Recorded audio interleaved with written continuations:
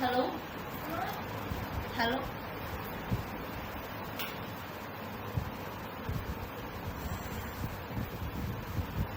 Hello, my dear friends. Today we are going to discuss certain topics in aerodynamics and bets, a topic of solar and wind energy system.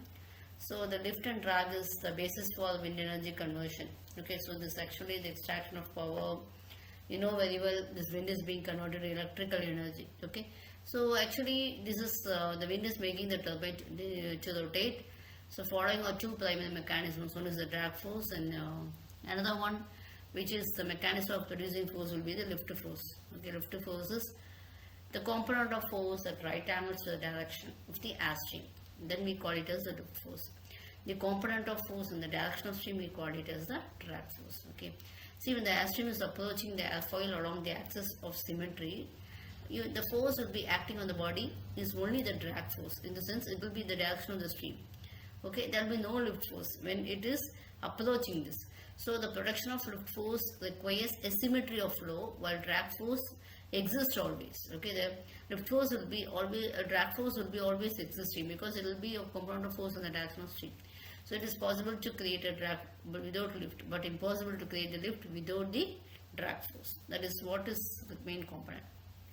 You can see the lift is okay. This one you can see the drag force will be a component of force in the direction of stream. Okay, so same amount of air will be traveling further the lower pressure. Okay, so the aircraft direction of travel will be this way. The air will be coming over here, it will be flowing, and the same amount of air will be traveling further, so the lower pressure will be there. Okay, so this amount will be trying for a shorter distance, so higher pressure will be this. So the relative pressure difference will cause the lift. Okay, so this actually okay. Now next one will be a lift design. So the lift plate design will employing the same principle as we are doing in airplanes, kites, etc. Okay. So the blade will actually, it will be a wing like anything. When the airflow is passing past the blade, a wind speed and a pressure differential will be created. Okay. The pressure differential will be, this we have seen while we are discussing about the thrust and all. So between the pressure difference will be created before the upper and the lower blade surface. When blades are attached to a central axis, okay, like a wind turbine rotor, the lift is translated into the rotational motion. Okay, so therefore lift powered wind turbines will be higher rotational speed than the drag types, and it will be very suited for your electricity generation. So actually a good airfoil will be having a high lift to drag ratio. Okay, so sometimes it can generate lift forces perpendicular to the stream direction 30 times as great as the drag force parallel. The lift can be 30 times as the drag force. Okay, for this efficient operation, a wind turbine plane needs to function as much lift as little as drag as possible, because drag will be for dissipating energy. First we saw this, isn't it? So we saw, you can see what it is. Okay, so here drag force will be in the direction of stream, so it will be actually a dissipating of this, isn't it? So which lift and drag will be a little of drag. Okay, so because the design of each turbine specifies the angle at which the airfoils should be set, so to maximize this LDR. Okay, so this LDR will be lift by drag ratio, and this we should have little drag. The drag is little means the efficiency will be high.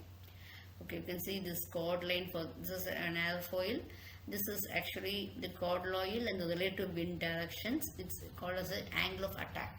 You can see the lift force is actually acting at 90 degrees. This is the resultant force. The engineering mechanics will be applied here.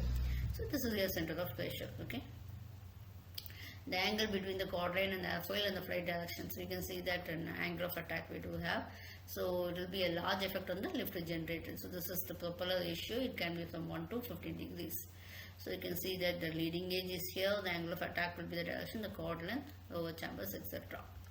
Okay, so actually the coefficient of lift will be increasing with increase in the angle of attack. This is, it will be shown after a certain value, it will be decreasing. Okay.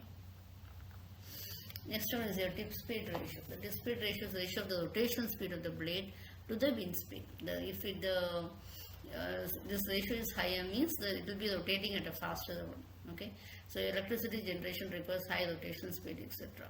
So what happens actually, given the high rotational speed requirement, it is clear that the lift type wind turbine is the most practical for the applications to produce high efficiency. Next one, actually, I will be discussing what is solidity. Solidity means it is defined as the ratio of the blade area when you consider the blade area to the total rotor circumference. Okay, so it is determines the quantity of the blade material required to intercept within a certain wind area. So you can see in the graphs, the tip as the tip split ratio is increasing. What happens actually? Your rotor solidity is going on decreasing. Okay.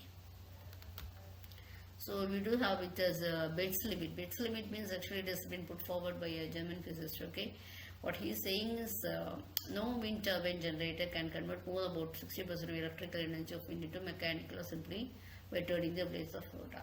See, actually the wind turbine, everyone can agree that it's a non-conventional source of energy, everything else. But actually efficiency in your terms we can say that it is only 60%. Okay, so that has been configured by Mr. Betz. Thank you.